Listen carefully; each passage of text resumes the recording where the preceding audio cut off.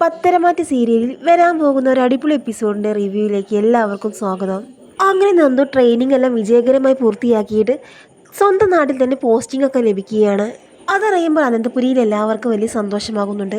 പക്ഷേ അനാമികയാണെങ്കിൽ ആകെ പേടിച്ച് വിറച്ച് നിൽക്കുകയാണ്. നന്ദു ഇത്രയും വലിയൊരു പോസ്റ്റിലെത്തിയപ്പോൾ ദേവ്യാനിക്ക് ഒരുപാട് സന്തോഷമാകുന്നുണ്ട്. അതുകൊണ്ട് തന്നെ ആ സന്തോഷത്തിൻ്റെ ഭാഗമായി ദേവ്യാനി നന്ദുവിന് ഒരു സമ്മാനം കൊടുക്കുന്നുണ്ട്. ആ എപ്പിസോഡ് വിശേഷമാണ് പറയാൻ പോകുന്നത്.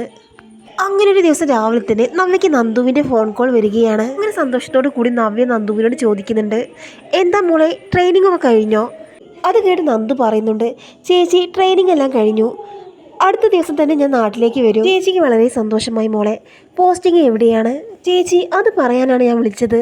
അല്ല ഞാനേച്ചി എവിടെ? ഞാനേച്ചിയും കൂടി വിളിക്കേ.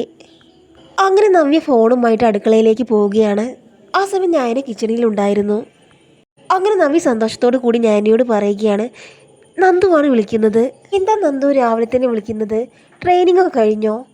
അവിടെ എന്തൊക്കെയാണ് വിശേഷം എന്നൊക്കെ ചോദിക്കുകയാണ് ഞാനേച്ചി ഒരു സന്തോഷം പറയാനാണ് ഞാൻ വിളിച്ചത്. ട്രെയിനിങ് എല്ലാം കഴിഞ്ഞു, നാളെ തന്നെ ഞാൻ നാട്ടിലേക്ക് വരും. കൊള്ളാലോ. എവിടെയാണ് മോളെ പോസ്റ്റിങ്? ദൂരെ എവിടെയെങ്കിലും ആണോ എന്നൊക്കെ ഞാനെ ചോദിക്കുന്നുണ്ട്. ദൂരെ എവിടെയുമല്ല, നമ്മുടെ നാട്ടിൽ തന്നെയാണ്. ആ സന്തോഷം പറയാനാണ് ഞാൻ വിളിച്ചത്. ഞാനേച്ചി ഞാൻ ഒട്ടും പ്രതീക്ഷിച്ചില്ല നമ്മുടെ നാട്ടിൽ തന്നെ കിട്ടുമെന്ന്. ആ സമയം നവ്യ ഞാനിയുടെ കയ്യിൽ നിന്ന് ഫോൺ വാങ്ങിയിട്ട് പറയുന്നുണ്ട്, കൊള്ളാല മോളെ, ഞാൻ ഏറ്റവും കൂടുതൽ ആഗ്രഹിച്ച കാര്യമായിരുന്നു അത്. മോളെ നീ മറക്കരുത് ആ കാര്യം. കുറച്ച് പേരെ മര്യാദ പഠിപ്പിക്കാനുണ്ട്, അത് ആരൊക്കെയാണെന്ന് നിനക്കറിയാമല്ലോ എന്നൊക്കെ പറയുകയാണ് നവ്യ. അത് കേട്ട് നന്ദു പറയുന്നുണ്ട്, അറിയാം ചേച്ചി, എല്ലാം അറിയാം, ഞാനൊന്നും മറന്നിട്ടില്ല. എനിക്ക് എന്തായാലും വലിയ സന്തോഷമായി. നിങ്ങളെല്ലാവരും എത്രയും പെട്ടെന്ന് കാണണം. ഇത്രയും കാലം നിങ്ങളെ ആരെയും കാണാൻ പറ്റാത്തതിന് വലിയ വിഷമമുണ്ടായിരുന്നു. എന്തായാലും നാളെ ഞാൻ അങ്ങോട്ട് വരികയല്ലേ. ആ സമയം ഞാൻ പറയുകയാണ്, നാളെ നീ ഇങ്ങോട്ട് വരണം, ഈ അനന്തപുരിയിലേക്ക്. നമുക്കെല്ലാവർക്കും നാളെ ഇവിടെ അങ്ങ് കൂടാം എന്നൊക്കെ പറയുകയാണ് അത് കേട്ട് നന്ദു പറയുന്നുണ്ട്, ശരി, ഞാൻ നാളെ വീട്ടിൽ പോയിട്ട് നേരെ ഞാൻ നിങ്ങളെ കാണാൻ വരും. നിങ്ങളെയൊക്കെ കണ്ടിട്ട് എത്ര നാളായി ചേച്ചി എന്നൊക്കെ പറയുകയാണ്. എന്നാൽ നവ്യ ഞാനെയും ഫോണിൽ സംസാരിക്കുന്നതെല്ലാം ശ്രദ്ധിക്കുകയാണ് അനാമിക. എന്തായിരിക്കും ഇവൾമാർക്ക് ഇത്ര സന്തോഷം എന്നൊക്കെ ചിന്തിക്കുകയാണ് അനാമിക.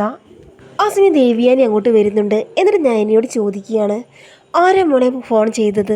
നിങ്ങൾ രണ്ടുപേരും വലിയ സന്തോഷത്തിലാണല്ലോ. ആ കാര്യം പറയാൻ വരികയായിരുന്നു അമ്മേ. നാളെ നന്ദു ഇങ്ങോട്ട് വരുന്നുണ്ട്. അവളുടെ ട്രെയിനിങ് എല്ലാം കഴിഞ്ഞു, നമ്മുടെ നാട്ടിൽ തന്നെയാണ് അവൾക്ക് പോസ്റ്റിംഗ് കിട്ടിയത്. നാളെ അവൾ നാട്ടിലേക്ക് വരും. നാളെ ഇങ്ങോട്ട് വരാമെന്നാണ് അവൾ പറഞ്ഞിരിക്കുന്നത്.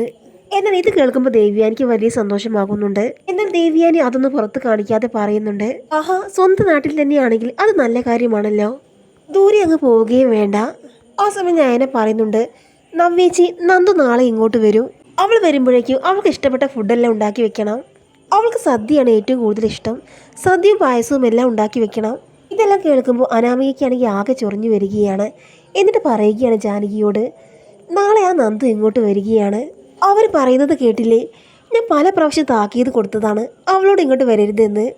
മുത്തശ്ശി ഇവിടെ പലരും അവൾ ഇങ്ങോട്ട് വരുന്നത് സപ്പോർട്ടാണ്. അതുകൊണ്ട് അവളുടെ വരവ് എനിക്ക് തടയാനും പറ്റുന്നില്ല. ആ സമയം ജാനകി പറയുന്നുണ്ട്, എന്ത് ചെയ്യാൻ അനാമികെ, നമ്മുടെ ഭാഗത്ത് നിൽക്കാൻ ആരുമില്ല. അച്ഛനും അമ്മയും പറയുന്നത് അവളുടെ ചേച്ചിമാർ ഇവിടെ ഉണ്ടാകുമ്പോൾ അവൾ വരുമെന്നല്ലേ. ആദ്യം ഏട്ടത്തിന് നമ്മുടെ ഭാഗത്തുണ്ടായിരുന്നു, പക്ഷെ ദേവേട്ടത്തിക്ക് ഇപ്പോൾ കുഴപ്പമൊന്നുമില്ല. നാളെ എന്തായാലും കാണാം ദേവേട്ടത്തി അവൾക്ക് വേണ്ടി ഒരുക്കി വെക്കുന്നത്. ആ സമയം അനാമിക പറയുകയാണ്, അമ്മേ, എങ്ങനെയെങ്കിലും ഞാൻ വല്യമ്മയോട് പറഞ്ഞ് ഇതൊന്ന് തടയാൻ പറ്റുമോ എന്ന് നോക്കട്ടെ. എങ്ങനെയെങ്കിലും ആ നന്ദു വരുന്നത് തടഞ്ഞേ പറ്റൂ. അഥവാ അവൾ ഇങ്ങോട്ട് വന്നാൽ തന്നെ എന്തെങ്കിലും പ്രശ്നത്തിനുള്ള വക ഒരുക്കണം. വല്യമ്മയുടെ വായിൽ നിന്ന് നല്ലോണം കേട്ടിട്ട് വേണം അവൾ ഇവിടെ നിന്ന് പോകാൻ. അതാണ് എൻ്റെ ആഗ്രഹം എന്നൊക്കെ പറയുകയാണ് അനാമിക. അങ്ങനെ അനാമിക ദേവ്യാനിയുടെ അടുത്തേക്ക് പോകുന്നുണ്ട്. വല്യമ്മ ഇത് എങ്ങോട്ട് പോവുകയാണ്, നല്ല ഡ്രസ്സൊക്കെ ഇട്ടിട്ട് എന്നൊക്കെ ചോദിക്കുകയാണ് അനാമിക. എനിക്ക് ടൗണിൽ വരെ പോകേണ്ട ആവശ്യമുണ്ട്. അതെന്തിനാണ് വല്യമ്മേ? എനിക്കൊരു ഫോൺ വാങ്ങാനുണ്ട്. ഫോണോ? വല്യമ്മയുടെ ഫോണിന് എന്ത് പറ്റി? ഈയിടെ വാങ്ങിയ ഫോണായിരുന്നില്ലേ അത്? അതെ, വേറൊരു ഐഫോൺ വാങ്ങണം, പുതിയ മോഡലിൽ. വല്യമ്മ ഐഫോൺ മാറി മാറി വാങ്ങുകയാണല്ലേ. എനിക്കാണെങ്കിൽ ഒരു പഴയ ഐഫോൺ മാത്രമേ ഉള്ളൂ. അനിയാണെങ്കിൽ ഒരു പുതിയ ഫോൺ വാങ്ങാൻ പോലും സമ്മതിക്കില്ല, അതിനുള്ള പണം തരുകയുമില്ല. സമയം ദേവ്യാനി പറയുന്നുണ്ട്, ഇത് എനിക്കല്ല മോളെ വാങ്ങിക്കുന്നത്, ഇത് വേറൊരാൾക്ക് ഗിഫ്റ്റ് കൊടുക്കാൻ വേണ്ടിയിട്ടാണ്. ആണോ? എനിക്ക് ഒരുപാട് ആഗ്രഹമുണ്ടായിരുന്നു പുതിയൊരു ഐഫോൺ വാങ്ങാൻ, പക്ഷെ നമുക്ക് ആരും വാങ്ങിത്തരാനൊന്നുമില്ല. ആ സമയം ദേവ്യാനി പറയുകയാണ്, മോൾ അങ്ങനെ വിഷമിക്കുകയൊന്നും വേണ്ട. ഞാനിപ്പോൾ പോയിട്ട് ഐഫോൺ വാങ്ങുന്നത് വേറൊരാൾക്ക് ഗിഫ്റ്റ് കൊടുക്കാൻ വേണ്ടിയിട്ടാണ്. ആഹാ, ഗിഫ്റ്റ് കൊടുക്കാൻ വേണ്ടിയിട്ടാണോ? ആർക്കാണ് വല്യമ്മ ഗിഫ്റ്റ് കൊടുക്കുന്നത്? അതൊക്കെ നമുക്ക് വേണ്ടപ്പെട്ട ഒരാൾക്ക് വേണ്ടിയാണ്, അതൊക്കെ നിനക്ക് നാളെ മനസ്സിലാകും എന്നൊക്കെ പറയുകയാണ്. ആഹാ, വലിയ മാർക്ക് കൊടുക്കാനാണ് ഈ ഐഫോൺ വാങ്ങുന്നത്, അതോ ഇത്രയും വിലയുള്ളത്? അതൊക്കെ നിനക്ക് സമയമാകുമ്പോൾ മനസ്സിലാകും എന്നൊക്കെ പറയുകയാണ് ദേവ്യാനി. നാളെ നന്ദു ഇങ്ങോട്ട് വരുന്നുണ്ട്. അവൾക്ക് SI ആയി പോസ്റ്റിംഗ് കിട്ടിയത് ഈ നാട്ടിൽ തന്നെയാണ്. എന്തൊരു കഷ്ടമാണ് നോക്കണേ. നാളെ എന്തായാലും അവൾ ഇവിടെ വന്ന് തെളിയും. വല്യമ്മ അതിന് അനുവദിക്കരുത്. വല്യമ്മ എന്തായാലും അവൾ വരുമ്പോൾ നല്ലോണം പറയണം. ആ നയനയും നവ്യയും കൂടി അവൾക്ക് വേണ്ടി സദ്യയെല്ലാം ഒരുക്കുന്നുണ്ട്. വല്യമ്മ അതിനൊന്നും സമ്മതിക്കരുത് എന്നൊക്കെ പറയുകയാണ്. മോളെ അനാമിക്ക്, നീ ഇവിടെ നിൽക്ക്, ഞാൻ പോയി ഫോണൊക്കെ വാങ്ങി വരട്ടെ. അങ്ങനെ ഒന്നും അറിയാത്ത മട്ടിൽ ദേവിയാനി അവിടെ നിന്ന് പോവുകയാണ്. പോകുന്ന വഴിക്ക് ദേവിയാനി ഓർക്കുന്നുണ്ട്, എൻ്റെ മരുമകളുടെ അനിയത്തിയാണ് നന്ദു. നന്ദു ഇങ്ങോട്ട് വരുന്നതിൽ നയനയ്ക്ക് വലിയ സന്തോഷമുള്ള കാര്യമാണ്. അതുകൊണ്ട് എൻ്റെ നയനമോളുടെ സന്തോഷത്തിൽ മാത്രമേ ഞാൻ നിൽക്കുകയുള്ളൂ. മാത്രമല്ല, എനിക്ക് നയനമോൾ കരാൽ തന്നപ്പോൾ അതിന് സപ്പോർട്ടായി നിന്നതാണ് നയനമോളുടെ വീട്ടുകാര്, പ്രത്യേകിച്ച് നന്ദു. അതുകൊണ്ട് അവരെല്ലാം സന്തോഷിപ്പിക്കേണ്ടത് എൻ്റെ ഉത്തരവാദിത്തമാണ് എന്നൊക്കെ ചിന്തിക്കുകയാണ് ദേവിയാനി. ഇനി എന്തായാലും ഐഫോൺ ആർക്കാണെന്ന് അറിയുമ്പോൾ അനാമിക എന്തായാലും നെട്ടു. സാരമില്ല, ഇത് സസ്പെൻസ് ആയിട്ട് നിൽക്കട്ടെ. അങ്ങനെ ദേവ്യാനി ഐഫോൺ വാങ്ങാൻ വേണ്ടി പോവുകയാണ്. അതേസമയം അനാമിക രേവതിയെ വിളിക്കുന്നുണ്ട്. അമ്മേ, ഒരു കാര്യം പറയാനാണ് ഞാൻ വിളിച്ചത്. ആ നന്ദുവിൻ്റെ ട്രെയിനിങ് എല്ലാം കഴിഞ്ഞു. ട്രെയിനിങ്ങിനിടയിലും അവൾ അനിയെ ഫോൺ വിളിച്ചിരുന്നു. അവൻ എപ്പോഴും നന്ദുവിനെ വിളിച്ച് പാട്ട് പാടിക്കൊടുക്കുകയും കവിത ചൊല്ലിക്കൊടുക്കുകയും ഒക്കെ ചെയ്തിരുന്നു. ഇന്നിപ്പോൾ ട്രെയിനിങ് എല്ലാം കഴിഞ്ഞു. അവൾ നാളെ ഇങ്ങോട്ട് വരുന്നുണ്ട്. എന്ത് ചെയ്യണമെന്ന് എനിക്ക് അറിയില്ല അമ്മേ. അനിയും വലിയ സന്തോഷത്തിലാണ്. നന്ദു നാളെ ഇങ്ങോട്ട് വരികയല്ലേ. പോരാത്തതിന് അവളുടെ ചേച്ചിമാർ അവൾക്ക് വേണ്ടി നല്ല സദ്യ ഒരുക്കുന്നുണ്ട്. അപ്പോൾ എന്തായി പറഞ്ഞു വരുന്നത്? നാളെ അനന്തപുരിയിലേക്ക് നന്ദു വരുന്നുണ്ട് എന്നോ? നാളെ നന്ദു അനന്തപുരിയിലേക്ക് വരുന്നുണ്ട്. അവളുടെ ചേച്ചിമാർ വിളിച്ചേക്കാണ്. നല്ല സദ്യയും പായസമെല്ലാം അവർ ഉണ്ടാക്കി വെക്കാമെന്ന് അവളോട് പറയുന്നത് കേട്ടു. എനിക്ക് അതൊന്നും കാണാനുള്ള ശക്തിയില്ല അമ്മേ. ആ സമയം രേവതി പറയുകയാണ്, മോളെ ഇതെങ്ങനെയെങ്കിലും തടയണം. അതുകൊണ്ട് മോള് വിളിച്ച് അവളോട് അനന്തപുരിയിലേക്ക് വരരുതെന്ന് പറയണം. അമ്മ എന്തൊക്കെയാണ് ഈ പറയുന്നത്?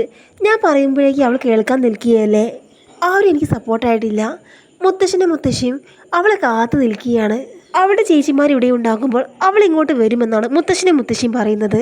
എന്തായാലും നാശം വന്നു പോകട്ടെ. ആ സമയം രേവതി പറയുകയാണ്, എടി അവൾക്ക് എവിടെയാണ് പോസ്റ്റിങ്? നാളെ ജോയിൻ ചെയ്യുമോ എന്നൊന്നും എനിക്കറിയില്ല അമ്മേ. പക്ഷെ അവൾക്ക് പോസ്റ്റിങ് നമ്മുടെ ഈ നാട്ടിൽ തന്നെയാണ്. എന്തായാലും നമ്മൾ കുടുങ്ങുമെന്ന കാര്യം ഏകദേശമൊക്കെ ഉറപ്പായി അമ്മേ. അതെന്താ മോളെ പറയുന്നത്? നമ്മൾ എങ്ങനെ കുടുങ്ങാനാ? എൻ്റെ അമ്മേ, നമ്മുടെ നാട്ടിൽ അവൾക്ക് പോസ്റ്റിംഗ് കിട്ടിയാൽ നമ്മുടെ പല കേസുകളും അവൾ അന്വേഷിക്കും.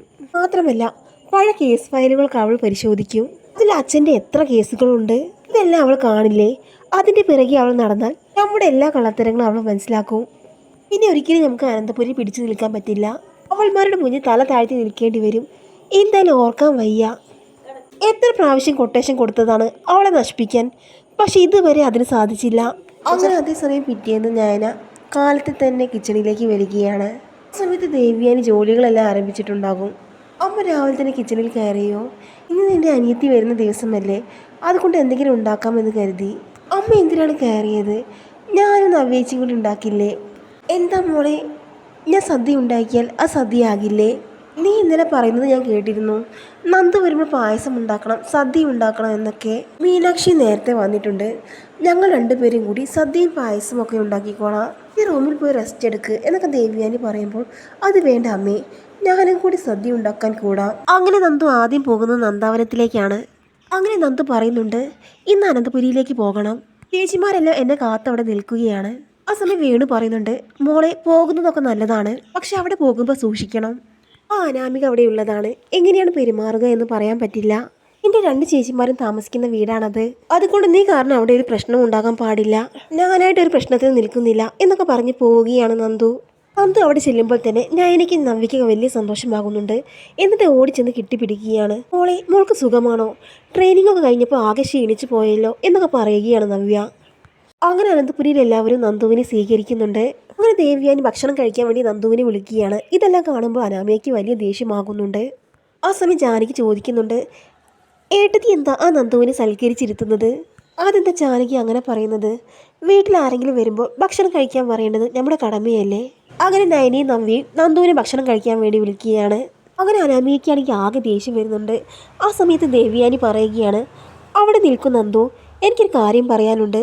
നന്ദുവിന് ഞാനൊരു സമ്മാനം വാങ്ങി വെച്ചിട്ടുണ്ട്. ദേവ്യാനി പറയുന്നത് കേട്ട് എല്ലാവരും ആകാംക്ഷയോട് കൂടി നോക്കി നിൽക്കുകയാണ്. എന്നിട്ട് ദേവ്യാനി പറയുകയാണ്, നന്ദു നേടിയതൊരു ഭാഗ്യം തന്നെയാണ്. ഇഷ്ടപ്പെട്ട ജോലി ഇത്ര ചെറുപ്പത്തിൽ തന്നെ നേടിയെടുക്കുക എന്നത് ഒരു വലിയ കാര്യം തന്നെയാണ്. വിജയകരമായി SI ട്രെയിനിങ് ഒക്കെ പൂർത്തിയാക്കി സ്വന്തം നാട്ടിൽ തന്നെ ജോലിയും കിട്ടി. അതൊരു വലിയ കാര്യമായിട്ടാണ് എനിക്ക് തോന്നുന്നത്. അതുകൊണ്ട് നന്ദുവിന് എന്തെങ്കിലും സമ്മാനം നൽകണമെന്ന് ഞാൻ കരുതി. അതുകൊണ്ടാണ് പുതിയൊരു മോഡൽ iPhone വാങ്ങിയത്. നന്ദുവിനുള്ള എൻ്റെ സമ്മാനമാണ് എന്നൊക്കെ ദേവ്യാനി പറയുമ്പോൾ, അയ്യോ ആദർശേട്ടൻ്റെ അമ്മേ, എനിക്കിതൊന്നും വേണ്ടായിരുന്നു. അത് മാത്രമല്ല ഇത്രയും വിലപിടിപ്പുള്ള ഫോണൊന്നും ഞാൻ ഉപയോഗിക്കാറുമില്ല, അതിൻ്റെ ആവശ്യമൊന്നുമില്ലല്ലോ എന്നൊക്കെ നന്ദു പറയുമ്പോൾ, എനിക്ക് വിലപിടിപ്പുള്ള ഫോൺ വാങ്ങിയാൽ അവൾ വാങ്ങിക്കില്ല, അതിൻ്റെ ആവശ്യമൊന്നുമില്ല എന്നാണ് അവളും പറയാറുള്ളത്. ഞാൻ ഈ ഫോൺ നന്ദുവിനായിട്ട് വാങ്ങിയതാണ്. ഞാൻ ഈ ഫോൺ തരുന്നതിൽ നിനക്ക് എന്തെങ്കിലും നീരസമുണ്ടോ എന്നൊക്കെ നന്ദുവിനോട് ചോദിക്കുകയാണ് ദേവയാനി. അങ്ങനെയൊന്നുമില്ല എന്ന് നന്ദു പറയുമ്പോൾ, ആ സമയത്ത് ഞാൻ പറയുകയാണ്, വാങ്ങിച്ച മോള് ആദർശേട്ടൻ്റെ അമ്മ തരുന്നതല്ലേ. എന്നാൽ ഇത് കണ്ട് അനാമികയ്ക്കും ജാനകിക്കും ഒട്ടും ഇഷ്ടമായില്ല. അങ്ങനെ അനാമിക ദേഷ്യത്തോട് കൂടി ചോദിക്കുന്നുണ്ട്, വല്യമ്മ ഇവൾക്ക് കൊടുക്കാനാണോ ഇത്രയും വിലപിടിപ്പുള്ള ഫോൺ വാങ്ങിയത്?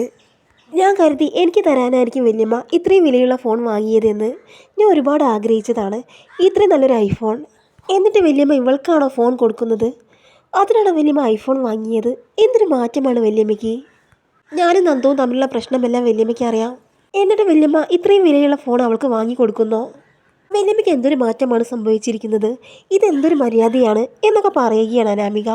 അത് കേട്ട് ദേവ്യാനി പറയുകയാണ്, അനാമികയെ നീ എന്നെ മര്യാദയൊന്നും പഠിപ്പിക്കേണ്ട, നന്ദുവിന് അർഹതപ്പെട്ടത് തന്നെയാണ് ഞാൻ കൊടുത്തത്. അങ്ങനെ ദേവ്യാനി എല്ലാവരോടും ഭക്ഷണം കഴിക്കാൻ വേണ്ടി പറയുന്നുണ്ട്.